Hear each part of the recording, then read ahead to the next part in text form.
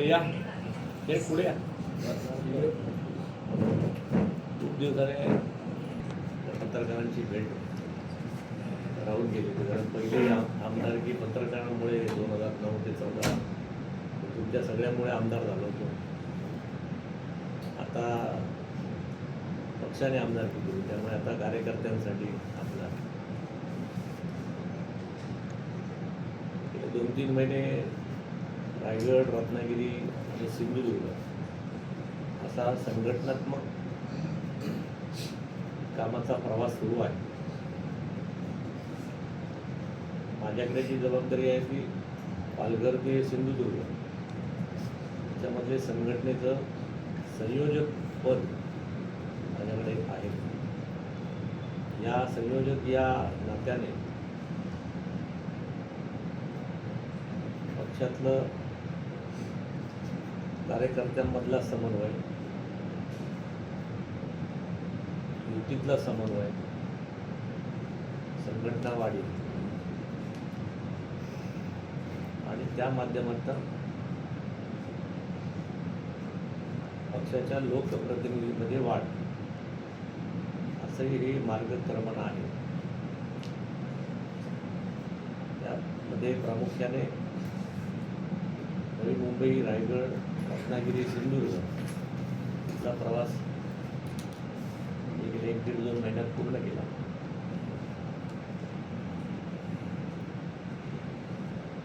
त्या जिल्ह्यातल्या कार्यकारिणी असतील, मंडळांच्या कार्यकारिणी असतील, मोर्चा आघाड्या यांच्या निवडणुका असतील, संघटनात्मक येणारे प्रदेश आणि केंद्रातले कार्यक्रम राबवणे, या अनेक गोष्टींकडे पाठपुरावा करण्याचं काम हे विधान परिषदेतला आमदार म्हणून पक्षाने मागे दिलेलं आहे. आणि त्यामध्ये जे महसूल खात्याने महाराजस्व अभियान जे राबवलेलं आहे, छत्रपती शिवाजी महाराजस्व अभियान, त्याचं रायगडचं जिल्ह्याचा सदस्य म्हणून कारण प्रत्येक विधान परिषदेच्या आमदाराने एक सदस्य म्हणून एक जिल्हा दिलेला. रायगड जिल्ह्याचं महाराजस्वाचं काम, रत्नागिरी जिल्हा हा माझी नोडल एजन्सी, APDC रत्नागिरी माझी नोडल आहे. रत्नागिरीमध्ये भारतीय जनता पक्षाचा कोणीही आमदार नाही, त्यामुळे प्रामुख्याने काम रत्नागिरीचं. आणि सिंधुदुर्ग जिल्ह्यातला हे ओरिजिनल असल्यामुळे आणि संयोजक म्हणून कोकणाची जबाबदारी असल्यामुळे सिंधुदुर्ग जिल्ह्यातल्या संघटनेतलं काम केलं. असं एकूण पालघर ते सिंधुदुर्ग असं काम आहे. त्यातल्या 4ही जिल्ह्यांचा माझा प्रवास पूर्ण झाला आहे. ठाणे, पालघर इथून बाकी आहे. आणि त्यामध्ये एक अधिवेशन 15 दिवसाचं त्यामध्ये आलं. त्या अधिवेशनामध्ये कोकणातले विविध प्रश्न मांडण्याची संधीसुद्धा मला विधान परिषदेचा आमदार केल्यामुळे वरिष्ठ सभागृहामध्ये मिळाली. कोकणाच्या विकासामध्ये काही गोष्टी परिषदेमध्ये जास्तीचा वेळ बोलण्याला मिळत असल्यामुळे, कारण तिथली सदस्य संख्या कमी आहे, विधानसभेमध्ये जास्त आहे, त्यामुळे वेळेचं नियोजन चांगल्या प्रकारे होतं. आणि पहिलंच विधान परिषदेत प्रथमच संधी मिळाली आणि माझ्या पक्षाने माझे प्रतोद प्रसाद लाड आणि गटनेते प्रवीण दरेकर या दोघांच्या आणि माननीय मुख्यमंत्री यांच्या सहकार्याने मला यावेळेला तालिका सभापती म्हणून बसण्याचा सुद्धा मान मिळाला पहिल्या अधिवेशनात. त्यामुळे तालिका सभापतीच्या नजरेतून सभागृह कसं असतं हे सुद्धा पाहायला मिळालं. अनेक नियम, कारण विधानसभेचे अनेक नियम निराळे आहेत, विधान परिषदेच्या नियम निराळे आहेत, तर त्या नियमांचा सुद्धा थोडाफार अभ्यास करता आला. आणि हळूहळू कोकणातल्या कोकण म्हणून एक विकासाचा पुढच्या 12 वर्षाचा आराखडा कसा ठेवता येईल, पुढच्या 12 वर्षात काय करता येईल, याची सुद्धा मी माझ्या रत्नागिरीच्या दौऱ्यात त्याचा मी आराखडा मांडला होता की मोदी साहेबांच्या कार्यकाळाला 12 वर्ष पूर्ण झाली. त्यामुळे आता पार्लमेंटपासून पंचायतपर्यंत, ग्रामपंचायतपर्यंत सगळीकडे बहुतेक कोकणामध्ये महायुतीचं सरकार आहे. आता लोकांच्या समस्या सुटल्याच पाहिजे. त्यामुळे जे जे मंत्री महोदय आपल्याकडे जिल्ह्यात येतात त्यामुळे त्या जिल्ह्यातल्या समस्या त्या मंत्री महोदयांच्या माध्यमातून सोडवणं, त्या मंत्र्यांना जिल्ह्यात आणणं, त्यांच्या आढावा बैठका घेणं आणि जनतेच्या जास्तीत जास्त समस्या दूर होणं हे माझं काम आहे. आणि त्या दौऱ्यात प्रवास बावनकुळे साहेबांच्या पूर्ण दौऱ्यात राहण्याची संधी मला मिळाली, संयोजनाची संधी मिळाली. त्यामुळे ठाणे, रायगड, रत्नागिरी आणि काल झालेला सिंधुदुर्ग असा दौरा त्यांचा आटपला. तुम्ही बावनकुळे साहेबांच्या एकूण कामाचा प्रत्यक्षदर्शी आहात कालच्या सभेचे. त्यामुळे अनेक गोष्टी त्यांनी फार छान नवीन कायदे करत आहेत, नवीन रचना करत आहेत. महसूल मंत्रालयाचं काम आणखीन ताकदीने कसं वाढावं याविषयी त्याची तळमळ, त्यांची संवेदना, त्यांचा अभ्यास, महसूल संहितेवरचा त्यांचा जो काही अभ्यास आहे महसूल संहितेवरचा, तो फार वाखाणण्याजोगा आहे. म्हणून काल मी अनावधाने म्हणून गेलो की मी त्यांच्या 3 जिल्ह्यामधला एकूण त्यांच्या प्रवासात राहिल्यामुळे, तुम्ही ते एकदाच भाषण ऐकलं, मी 3 वेळा ऐकल्यामुळे मी पण त्याच्यातला म्हणजे मला एवढं छान त्यांनी मांडलेलं ऐकून सांगून ते, कारण महसूल ही जी संरचना आहे ती क्लिष्ट आहे, ती जनतेला लगेच लक्षात येत नाही, समजून येत नाही. म्हणून बावनकुळेंचा हातखंड आहे की ती सहज करून सोपी करून सांगतात आणि अनेक क्लिष्ट कायदे पण बदलतात. जसं एनएचा विषय आहे की एनएचा विषय बदलण्यापेक्षा अख्खं राज्य झोनवरती घेऊन गेलं. म्हणजे आता ॲग्रिकल्चर झोन असेल, रेसिडेन्शियल झोन असेल, इंडस्ट्रीयल झोन असेल, म्हणून ते त्याच्यामध्ये एनएसाठी अनेक गोष्टी आपण प्रलिपित ठेवतो, तो काढून टाकून तुम्ही झोनवरतीच जा आणि ज्या झोनमध्ये जे परमिसिबल आहे ते तुम्ही घ्या, त्याला एनएची गरज नाही. आणि जर त्या परमिसिबल नसेल तर तुम्हाला तो झोन चेंज करून घेता येईल. अशा प्रकारचं इनोव्हेटिव्ह सगळ्या गोष्टी करता येईल.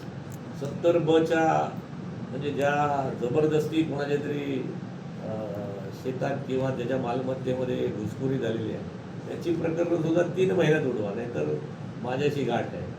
अशा प्रकारे सामान्य माणसाच्या मालमत्तेचं रक्षण करण्याचं काम कालची सभा झाली त्यामुळे तुमच्या लक्षात आलं फार ताकदीने करतायत. त्यांनी इथपर्यंत ते करतायत की शेवटी विकास हा गावाचा करायचा. आता गावाच्या विकासासाठी ग्रामपंचायतची व्यवस्था आहे. ग्रामपंचायत ते कलेक्टर किंवा ग्रामपंचायत ते मंत्रालय, याच्यामध्ये अनेक यंत्रणा कधी कधी आपल्याला उगाच त्याच्यामध्ये म्हणजे अडथळा पण असतात किंवा त्याला सहकार्य करण्यासाठी म्हणून असतात आणि अनावश्यक त्यांचा गोंधळ निर्माण होतो. म्हणजे काल त्यांच्या भाषणात आपल्याला आवडलेली एक गोष्ट असेल तुम्हाला की एक वेळ असा येईल की तहसील कार्यालय थांबेल. म्हणजे सामान्य माणसाने एवढ्या सगळ्या गोष्टी ऑनलाईन होतील की तुम्हाला या मधल्या सरकारी यंत्रणेची गरजच पडणार नाही आणि तुम्ही तुमच्या सगळ्या गोष्टी ऑनलाईन किंवा कलेक्टरकडनं या योग्य प्रकारे करून एवढ्या अभ्यासापर्यंत एवढ्या तळमळीने ते काम करतात. म्हणजे अशा हा बावनकुळे साहेबांचा प्रवास झाला. मी आशिष शेलारांचा प्रवास रत्नागिरीमध्ये आम्ही केला, लवकरच तो सिंधुदुर्गात होईल. त्यांनी दशावतारांचा प्रश्न मांडला. दशावतारांचा प्रश्न आम्ही अनेक मंडळींनी मांडला. निलेश राणेजीने खालच्या विधानसभेत मांडला. आम्ही त्याच्या अगोदर मंत्र्यांच्या बैठका घेऊन अनेक गोष्टी मांडल्या. आता या सगळ्या सरकारच्या माध्यमातून आम्ही पूर्वी प्रश्न विचारणारे होतो, काल जसं पालकमंत्री म्हणले, आता आम्ही सोल्युशन देणारच आहे. भारतीय जनता पक्ष, शिवसेना आणि राष्ट्रवादीचं महायुतीचं सरकार आहे. आता ज्या निवडणुकीमध्ये आमचा जाहीरनामा होता की आमचं सरकार आता सोल्युशन देणार असेल, त्यामुळे आता आता महायुतीचं सरकार हे सगळ्या प्रश्नांना सोल्युशन देईल अशा प्रकारच्या अनेक मंत्री, आज काल बावनकुळे झाले, अनेक महायुतीचे मंत्री आपल्या त्या जिल्ह्यामध्ये घेऊन जाणं आणि त्याचा प्रवास निश्चित करून ज्या काही अनेक वर्षाच्या गोष्टी अडकलेल्या आहेत त्या पूर्ण करून घेणं असा एकूण ह्या कामाचं स्वरूप आहे. असं करून कोकणात जास्तीत जास्त गोष्टी येतील याचा आपण काम करणार आहोत. एक मोठी समस्येला आम्ही हात घातला आहे, ते हळूहळू सुटेल असं मला वाटतं. 1990 पूर्वी विभागीय मंडळे होती बदल्यांसाठी, म्हणजे शिक्षकांच्या असतील, महसुली बदल्या असतील, आरोग्याच्या बदल्या असतील. आम्ही एक त्या फार मोठ्या विषयाला हात घातला आहे कालच्या अधिवेशनात. आणि पुन्हा आता त्या राज्यस्तरीय बदल्या, म्हणजे शिक्षक असतील एखाद्या गावात तर ते येतात बीड, रत्नागिरी, लातूर वगैरे या भागातून 3 वर्षाने बदली करून घेऊन जातात. पुन्हा आपल्याकडे बॅकलॉग निर्माण होतो, तसेच पदरिक्त राहतात. म्हणून याच्यापुढे जिल्हा सहवर्ग करावा किंवा विभाग सहवर्ग करावा आणि बदल्याच नाही, भरती जे होणार आहे ती 70-80% स्थानिक पोरं. म्हणजे हा विषय एवढा मोठा आहे की सहज आम्ही याचा दांडोळा घेतला तर 2 लाख शिक्षक महाराष्ट्रात माझ्या माहितीप्रमाणे साधारणतः काम करत असतील. आणि या कोकणात 2 जिल्ह्यामध्ये सिंधुदुर्ग, रत्नागिरीमध्येच माझ्या माहितीप्रमाणे थोडा आकडा इकडे तिकडे होईल, पण 15,000 शिक्षक काम करतात. 10 ते 15,000 शिक्षक. आता याच्यातले 70-80% शिक्षक असतील किंवा महसूल यंत्रणेतले तलाठी किंवा इतर जी मंडळी आहेत, 70-80% लोक कोकणाच्या पलीकडचे आहेत, बाहेरचे आहेत. मग माझ्या कोकणातल्याच पोरांना रोजगार मिळेल का? म्हणजे रोजगार कोकणात नाही, प्रकल्प येतील तेव्हा येतील, मोठे उद्योग होतील तेव्हा होतील, पण कोकणातल्या पोरांना या कोकणातच, म्हणजे उदाहरणार्थ शिरवलीतला शिक्षक शिरवलीत राहील का? नाटळमधला शिक्षक त्या गावातला कदाचित आजूबाजूच्या पंचवीसचे शिक्षक तिथे शिकवायला येईल का? तर तो गावात राहील, तर तो गावातल्या पोरांना आपुलकी केलं. पूर्वी 20-25 वर्षापूर्वी आपल्या गावातले शिक्षक आपल्याकडे होते. तांबे गुरुजी असायचे, पाटणकर गुरुजी असायचे, जठार गुरुजी असायचे, राणे गुरुजी, आपलेच गुरुजी असं आपल्या गावात असायचे. त्यामुळे कधी गुरुजी त्या गावात राहावा अशी कधी अडचण आलीच नाही. आणि गुरुजी अख्ख्या गावाचे असायचे, त्यामुळे ते गावात राहायचे, इतर सगळ्या गोष्टीमध्ये मदत करायची. ते म्हणून तो एक काळ जो होता तो काळ पुन्हा येईल का, हा आमचा मोठा प्रयत्न आहे. आणि मला वाटतं माझ्या आमदारकीच्या काळात ते जरी एवढे यश आलं तरी 15-20 हजार 25 हजार पोरांना कोकणातल्या कोकणातच रोजगार निर्माण होईल. प्रकल्प उद्योग येतील तेव्हा येतील, पण जो सरकारी रोजगार आहे, किमान राजेजी, तो जरी सरकारी रोजगार जरी आपल्या पोरांना हक्काने मिळाला तरी मला वाटतं ते एक फार मोठं काम होईल. त्याच्यावर मी थोडा अनेक संघटनांना बरोबर घेऊन, अनेक पत्रकार मंडळी, आपले जे वार्ताहर तुमच्यासारखे अशा अनेक लोकांना बरोबर घेऊन, काही त्याच्यामधल्या फेडरेशन आहेत, संघटना आहेत, या सगळ्यांना सोबत घेऊन शिक्षक मतदारसंघाचे जे आमदार आहेत त्यांच्याशी पण मी या अधिवेशनात चर्चा केली आणि सगळ्यांचं आपण एकमत घडवण्याच्या दृष्टीने प्रयत्न करतो आहे. कारण ते त्यांच्या विभागाला पण चांगलं आहे, जसं कोकणाला चांगलं आहे तसं त्यांच्या विभागाला पण चांगलं आहे. आता लातूर, बीड, औरंगाबाद तिकडची मंडळी आपल्याकडे येतात, मग ती 3 वर्षांनी परत जातात, गावातनं बाहेर पडत नाही किंवा शहरात राहतात. आज सगळ्या मला वाटते दुष्टचक्राला रामबाण उपाय म्हणून विभागीय पद्धत अशा अनेक कोकणातल्या गोष्टींचं करण्याचं आपण काम करतो आहे. दोडा मार्गमध्ये ज्याला आपण तिलारी ॲमेझॉन म्हणतो, त्या ठिकाणी वंतारा 2 सारखा प्रकल्प व्हावा, सफारी व्हावी आणि पर्यटकांसाठी अशा प्रकारचं मोठं हब उभं करता यावं का?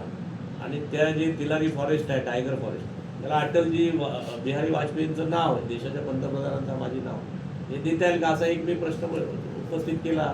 वनमंत्र्यांनी त्याला होकार दिला आणि त्या दृष्टीने सुद्धा आमचे खूप प्रयत्न सुरू आहेत. लवकरच त्याच्या संबंधी आपल्याला काही ना काही चांगलं बघायला मिळेल.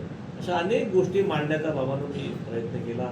संभाजी महाराजांचं स्मारक असेल संगमेश्वरचं, ते एक मोठं स्टॅच्यू ऑफ सॅक्रिफाईस, ते महाराजांचं जिथे लढाई झाली त्या लढाईवरती छावा नावाचा एक चित्रपट आला, त्यानेच 1000 कोटी कमवले. ते आता ते ठिकाण बघण्यासाठी लाखो पर्यटक जातात. त्या ठिकाणी पर्यटकांसाठी एखादं छानसं वास्तू उभी राहील बघण्यासाठी म्हणून.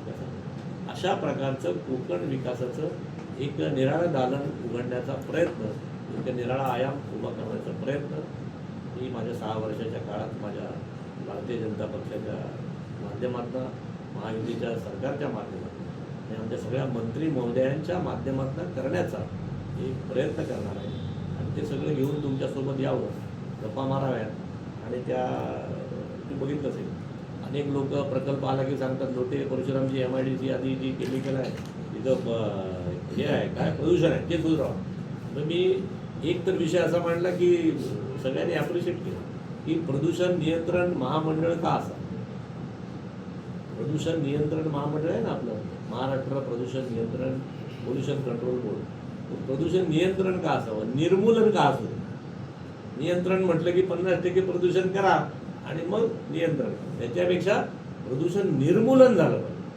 वायू प्रदूषण संपलं पाहिजे, पाणी प्रदूषण संपलं पाहिजे. हे सगळे प्रदूषण संपवण्याचं काम आपण केलं. त्यामुळे त्या लोटे MIDC मध्ये तुम्हाला सांगायला हरकत नाही की त्या भागामध्ये एक मोठी चळवळ मी उभी केली.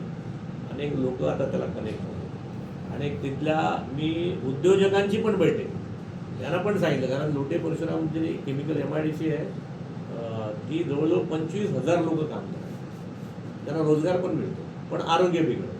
मग त्याचा समन्वय कसा राहील. मग त्याच्यासाठी काही सरकारी पैशातून त्यांना CETP सारख्या ज्या यंत्रणा आहेत त्या स्ट्रॉंग कशा करतात, त्यांच्यावर भार पडणार नाही. म्हणजे उद्योग पण चालू राहतील, प्रदूषण पण कमी होईल आणि लोकांना रोजगार पण. असं मला वाटते त्रिसूत्री कार्यक्रम मी त्या विभागामध्ये करतो. गुहागरमध्ये तुम्हाला हे माहिती असेल, एनरॉन आला होता पूर्वी. एनरॉनने एक हॉस्पिटल बांधलं, जवळजवळ 15-20 वर्ष झाली. 5 स्टार हॉस्पिटल बांधलं, पण 25-20 वर्ष ते एनरॉन बंद झाल्यापासून हॉस्पिटल हे मुख्यमंत्र्यांकडे, कारण त्या भागात हॉस्पिटलच नाही. त्या कंपनीकडे गेलो आणि आता त्यांनी आपल्याला इन प्रिन्सिपल मान्यता दिली चालू करायचं. एक हॉस्पिटलची यंत्रणा पण त्या ठिकाणी आपण लावली आहे की पुढच्या 6 महिन्यामध्ये एक अद्ययावत हॉस्पिटल गुहागरच्या भागामध्ये चालू होईल. असं कोकणातल्या भागातले जे प्रामुख्याने प्रश्न आहेत ते सोडवण्याचा प्रयत्न म्हणून एक विधान परिषदेचा आमदार म्हणून तुमच्या सगळ्या पत्रकारांचा लाडका प्रमोद जठार. बरोबर आहे ना, हे मांजरासारखंच असतं, कुठे टाकलं तरी ते 4 पायावरच पाडणार. बरोबर. त्यामुळे असं काम देसाई साहेब चालू आहे. मला माझं क्षितिज थोडं मोठं मिळालं, मला थोडं खेळायला म्हणजे भाग थोडा मोठा मिळाला. कोकण हा ॲज सगळा बघायला मिळाला तिथे प्रश्न म्हणून एक चांगला प्रयोग करतोय, प्रवास करतोय. त्याच्यामध्ये तुम्ही पण कधी मदत करायला हरकत नाही. त्याच्यामध्ये तुमच्याकडनं काही इनोव्हेटिव्ह गोष्टी आल्या की बाबा या आमच्या भागात या, त्यांच्या भागात अमुक गोष्टी करा, तंत्र करा, तुम्ही पण सांगायला हरकत नाही. तुमच्यासारखे सगळे पत्रकार त्या भागातल्या सगळे मित्र झाले, त्यामुळे काम करायला मजा येते काय बाबू. त्यामुळे असं काम चालू आहे छोटं. मंत्र्यांना भेटलो होतो आणि मी त्यांना म्हटलं होतं की अणुऊर्जेचा जो आता आपल्याकडे आलो होता ना चालू करा वगैरे, मी त्यांना म्हटलं होतं त्यांच्या सगळ्या अधिकाऱ्यांना की आपण जैतापूरला जागा घेतलेली आहे अणुऊर्जेची, बरोबर ना. तिथे पहिला प्रयोग करा, तो यशस्वी करा. तो जर चांगला असेल माझ्या कोकणातले लोक ॲक्सेप्ट करतील. आपण ऑलरेडी जागा घेतलेली आहे 1,500 एकर, तिला कंपाऊंड मारलेलं जास्त पण आहे, बरोबर ना पत्रकार. एक पहिला प्रयोग तर जागा तर ऑलरेडी आहे, पण 15 वर्ष तो बंद आहे. तिथे करा, तिथे केलात तर आमच्या सगळ्यांना विश्वास वाटला की अरे छान आहे, 5-10 वर्ष चालवा तर आमच्या पुण्यात होईल, आणखी देवगडात होईल, लोक ॲक्सेप्ट करतील. बरोबर ना, चांगला झाला तर ॲक्सेप्ट करतील. आणि ऑलरेडी जागा घेतलेली आहे. त्यामुळे मी असं आव्हान म्हणजे उलटं आमच्या सरकारला केलेलं आहे. उगाच ते हे करा म्हणणार, ते नका करू म्हणणार, विरोध घेणार, मुख्यमंत्रीवरून शेट्टी येणार आणि तिकडून मुंबईवर म्हणणार, कशाला भानगडी पाहिजे. बरोबर आहे ना. त्यामुळे लोक पण माझे आहेत, सरकार पण माझं आहे. आपण आता तंटामुक्ती अध्यक्ष झालो ना. रिव्ह्यू घेतला का? शोध घेतला होता तेव्हा. ते ॲक्च्युली आपली ट्रीटी झाली होती अमेरिकेबरोबर आणि प्रकल्प केला होता त्यांनी फ्रान्सबरोबर. ते युरेनियम कुठून घ्यायचे माझ्या माहितीनं, माझी माहिती चुकीची असू शकते म्हणजे असं काही नाही, मीच काय बाबा वाक्यात होतो. आणि तो फ्रान्सच्या अरेवा कंपनीवर होता आणि त्या युरेनियम घेण्याचा असा एकूण काहीतरी वाद होता असं मला कळलं. मी त्याच्या पलीकडे जातो. आता तर त्याने एक शांती बिल आलेलं केलं ते नाव एनिवेअर यू कॅन स्टार्ट. हे म्हणजे अणुऊर्जा हा एक अणुऊर्जा प्रकल्प करायला ना 75,000 ते 1,00,000 कोटी लागतात. किती? 75,000 ते 1,00,000 कोटी रुपये लागतात. त्यामुळे तेवढा प्रकल्प करणारे आता ते प्रायव्हेट काही उद्योजक असतील ते करू शकतात. पण माझं तुमच्या मताशी मी सहमत आहे, ते करा सुरू ना, ते करा, ते चांगलं झालं तर 10 करतील लोक. तेच सांगितलं ना मला की आधी जैतापूरला घेतलाय ना, मी त्यानंच सांगितलं. आणि काय सांग, जैतापूरला घेतलाय तो सुरू करा, तो चांगला झाला तर म्हणून घेतील, पडेलातले घेतील, विजयदुर्गातले घेतील, बरोबर आहे ना, काय गैर आहे, रायगडातले घेतील, रत्नागिरीतले जे घेतले आहे ते सुरू करा, त्याला तर कोणी अडवलं नाही. जागा ऑलरेडी ॲक्वायर्ड आहे ना, तुमची सिक्युरिटी आहे, जागा ॲक्वायर्ड आहे, कंपाऊंड वॉल सुरू करा, बरोबर आहे की तुमचं ते सुरू करा, असं मी सांगितलं त्यांच्या यंत्रणेला. माझा मुद्दा रोजगार हाच आहे.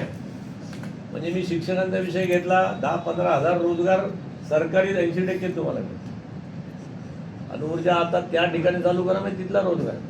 मी त्या कॉम्प्रेस बायोगॅस सांगायचं राहिलं तुम्हाला, कॉम्प्रेस बायोगॅस म्हणजे आपल्याकडे नेपियर ग्रास किंवा आमकन तंबू त्याच्यापासून पण सरकारने जाहीर केले आहेत 1000 असे प्रकल्प त्यांना अख्ख्या देशभर करायचे आहेत. मी त्यांना सांगितलं की कोकणात आपण 5-25 करू, म्हणजे नुसतं जे नेपियर ग्रास आहे ना त्याच्यावर ना कॉम्प्रेस बायो आणि गेल नावाची जी कंपनी आहे ती ट्रायपार्टेड ॲग्रीमेंट करते तो गॅस घ्यायला. म्हणजे जेवढा गॅस तुम्ही निर्माण कराल, माझं तुमच्या माध्यमातून आव्हान आहे, मुद्दाम लिहा आज पत्रकार मंडळी, सिंधुदुर्गातल्या जनतेला 300 एकर जागा, किती 300 एकर जागा सहकारातनं विकत घ्यायची नाही. जर कोणी लीजवर दिली आपल्या गावात किंवा 2-4 गावात मिळून, किती एकर, म्हणजे आजच्या बैठकीतून सुरुवात करू कार्यक्रम. 300 एकर जागा जर कोणी सहकारातनं दिली, भाडे विकत नाही, बरोबर आहे, भाड्याने रेंटल, आणि त्या ठिकाणी जर नेपियर ग्रास ती कंपनी लावेल आणि त्याच्या आजूबाजूच्या गावात जे काय होईल ते विकत घेईल, तर जवळजवळ 60 कोटी 70 कोटीचा CB काय कॉम्प्रेस बायोगॅस CBGचा प्रोजेक्ट, असे 10 प्रोजेक्ट सिंधुदुर्ग रत्नागिरीत आणायचे, अशी कंपनी रेडी आहे. बरं, हे गॅस जो आहे तो विकत घेण्यासाठी गेलशी त्यांचं ट्रायपार्टेड ॲग्रीमेंट आहे. जेवढा गॅस निर्माण होईल तेवढं गेल घ्यायला तयार आहे. म्हणजे आपल्याला तो नॅचरल गॅस येतो ना, म्हणजे परदेशातला केमिकल म्हणजे लिक्विड गॅस येतो, तो इकडे तो हे करतात गॅसमध्ये RPGG RGPPL जे आहे ना रत्नागिरीत ज्या एनरॉनच्या जागेवर, ते काय करतं, आता परदेशातला लिक्विड गॅस येतो, तो तिथे आणून त्याला तो कॉम्प्रेस करून त्या कंटेनरमध्ये टाकतात किंवा पाईपलाईनमध्ये टाकतात आणि तो गॅस जातो. हा तर कॉम्प्रेस बायोगॅस आहे. हा जर केला कोकणामध्ये, आपल्याकडे भरपूर पाऊस पडतो, ते ग्रास निर्माण होतं. मी तर तुमच्या माध्यमातून जनतेला आवाहन करतो, कारण 300 एकर जागा लागते का, परत ती भाड्या रेंटल ती कुठल्याही गावामध्ये सहकारामध्ये जर कोणा प्रकल्प करत असेल, सहकारात म्हणजे जागा सहकारात द्या, प्रकल्पाला पैसा 1 रुपया देऊ नका, कोणाकडनं 1 रुपये पैसे घेणार नाही. असे 10 प्रकल्प आपल्याला सिंधुदुर्ग रत्नागिरीत करायचे. तो 300 एकर जागा देईल, जागा परत सांगतो रेंटल 10,000 रुपये वर्षाचं भाडं. मी त्याचा अभ्यास केला मुद्दा, 10,000 एकरी भाडं, एकर जागा दिली की 10,000 रुपये. ते काय लावायचे ते लावतील, रोजगार निर्माण होईल गावागावात, 25-25 पोरं कामाला येतील एका ठिकाणी, गावात शेतकऱ्यांना काम मिळेल, लागवडीला काम मिळेल, परत टनाने विकत घेतील. निर्माण होणारा गॅस गेल घेईल, पण हा गॅस स्वयंपूर्ण आपण बाहेरून आणणारा गॅस बंद होईल. असे मी प्रकल्प वालावलकर साहेब मी शोधतोय की जे इंडस्ट्री असे येतील त्यांना आणून तुमच्या गावापर्यंत पोचवायचे, उद्योजकांना तुमच्या गावापर्यंत आणून पोचवायचं वालावलकर साहेब माझं काम आहे.